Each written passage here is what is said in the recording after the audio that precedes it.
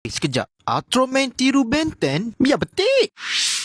Hey, what's up coy? Hari ni aku nak review salah satu figure yang orang kata sama dengan Ultraman. Inilah dia, Ben 10 Way Big. Ramai yang kata dia punya design memang mirip Ultraman. Nak-nak pula ada logo Omnitrix dekat dada dia yang sama dengan Ultraman. Aku ingat lagi masa aku tengok Ben 10 ni, masa mula-mula dia muncul tu warna merah dan juga putih. Kira macam first form lah kan. Kalau tengok condition figure ni, memang barai teruk lah. Kesan pencit, kesan terkoyak, semuanya ada. Harga murah-murah beli dekat pasar karat. Okey, jom aku tunjukkan side by side Way Big dengan Ultraman Hayata ni. Nampak tak? Sebenarnya memang Ultraman adalah inspirasi kepada Way Big. Bagi aku, dia tidaklah tiru sangat, tapi lebih kepada inspirasi. Kemon lah. Of course lah Ultraman original tahun 1966. Ben 10 pula keluar tahun 2005. Apa pun guys, like, komen dan repost video ini. Okey?